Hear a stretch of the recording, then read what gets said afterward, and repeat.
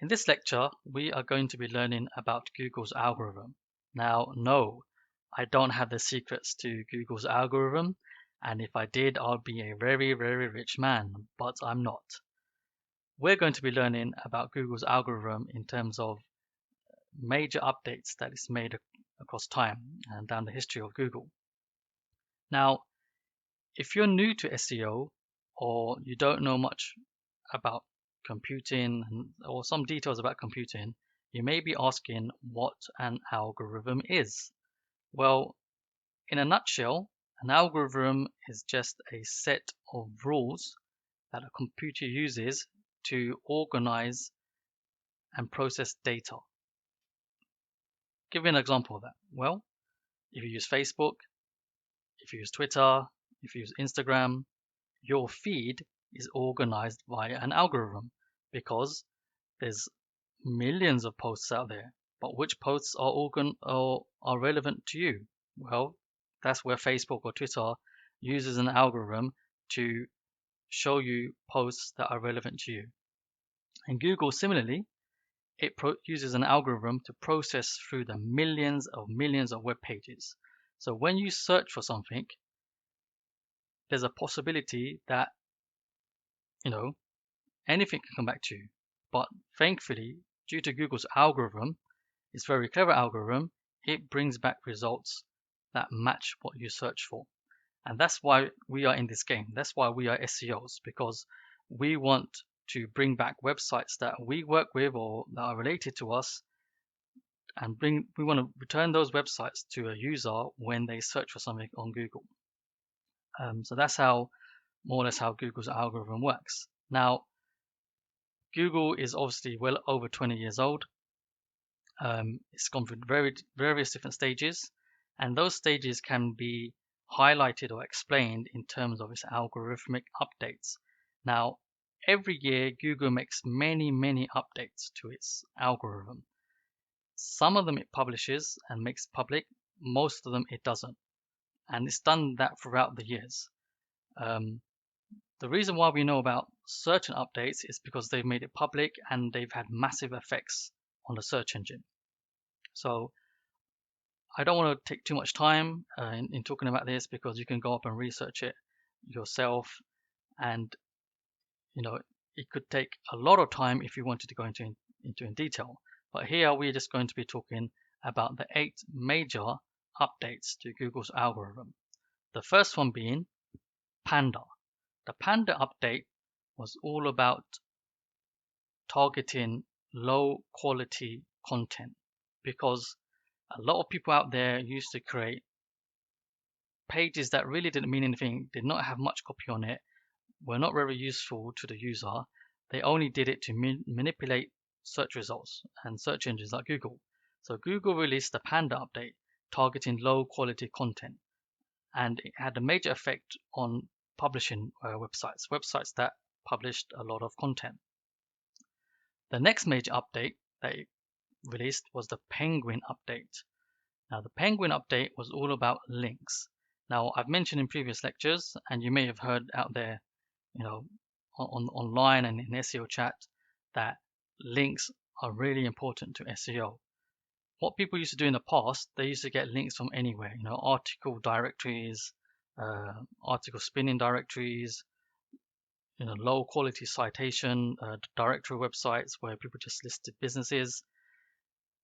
And Google went after websites that were doing this because they saw that though these low quality links were manipulating its search engines and users were not getting quality results back to them.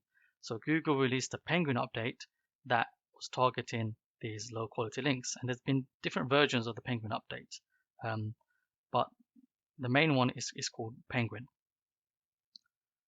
The next one, the Hummingbird update. Yeah, this is a parrot, but this is the only icon that I found, and I mentioned before. I'm not a graphic designer, so please have patience with me.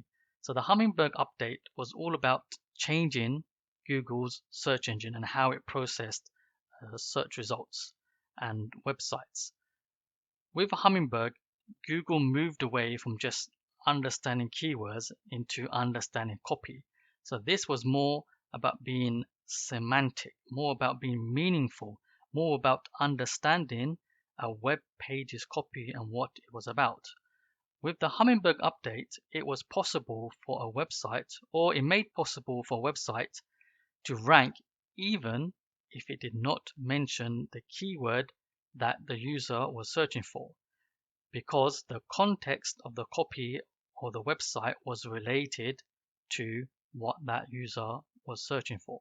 And that was a big step forward in Google's algorithm and moving away from allowing spammers to manipulate its search results. Now, I just want to talk about this topic here about spammers.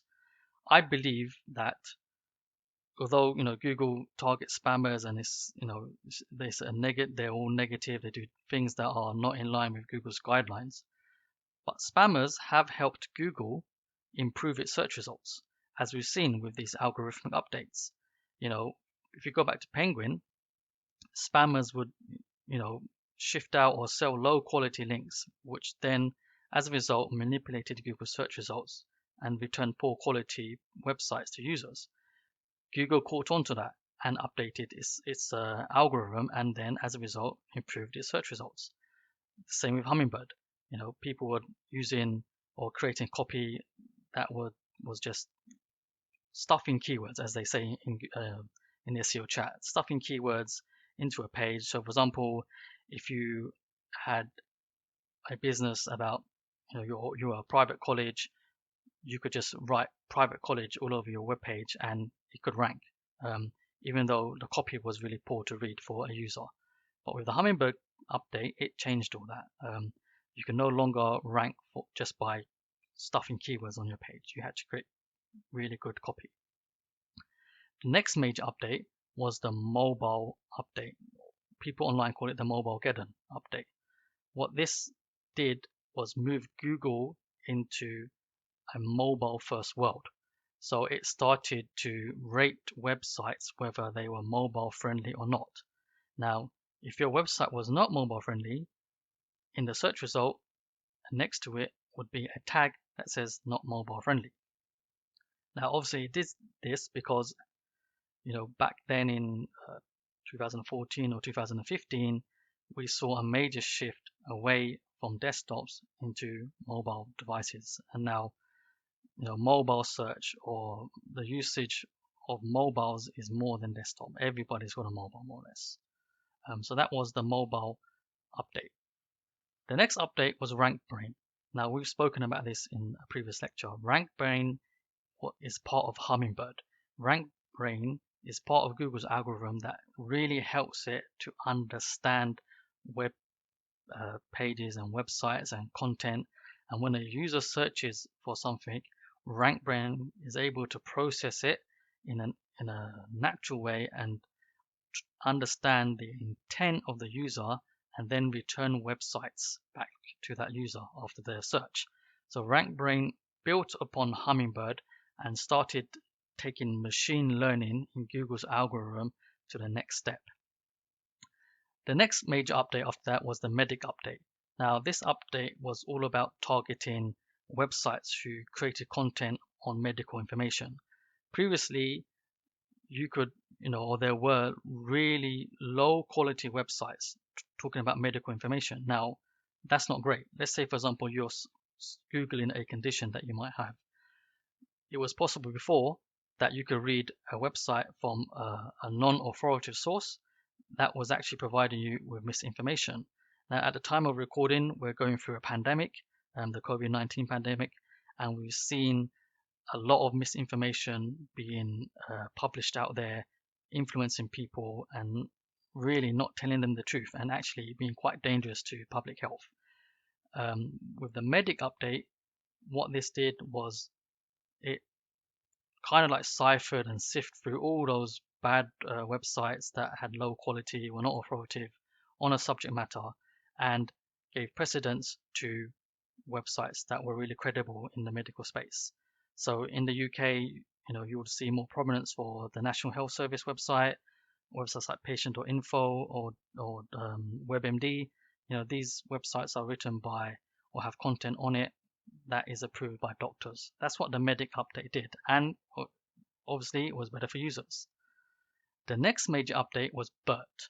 Now, BERT was all about natural language, being able to take keywords and understand them in terms of entities. So when a searcher used for something using keywords, no longer was it just processing those keywords. It started processing things in terms of natural entities. It started matching those keywords to real world people or real world objects or real world organizations. And as a result, it again moved closer towards machine learning and using more AI in its search results. And obviously bringing back better results to users. That's what the BERT update was all about. Next and last on our list is Core. Now, this is not really an update. Google now doesn't really make public what is updating or what the update is affecting. Before, it may have said, oh, this Panda update is affecting low quality websites. The Penguin update is affecting websites that target low quality links. But now Google just says we have released a core update. And what is meant by core is that this update affects a major part of Google. Because as I mentioned before, every year Google releases hundreds and hundreds of updates, and at most of the time they only affect small things. But with the core update, it affects major parts of the search engine, and that's why it's called core. But unfortunately, it doesn't always, or it doesn't publish the information about what is updating. And as an SEO community, sometimes that can be frustrating because you don't know what has been updated and how you're going to be affected. The only way you can know is just by tracking your results or your website's performance and listening to SEO chat online.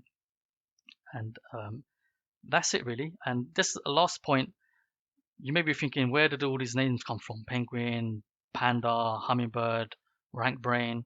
Well, some of them are coined by Google, and some of them are actually coined by the SEO industry. You'll find that out as you gain in your experience and your SEO career. What I'm going to do as part of this lecture is attach a resource on the history of Google or Google's algorithmic updates, so you can read about them in more detail and learn about some of the smaller algorithmic updates that there has been. Okay, so I've hoped you learned about the history of Google's algorithm and Google's algorithmic updates, how the algorithm works and what the purpose of it is for. Okay guys, keep on watching. As I always say, there's a lot more to learn.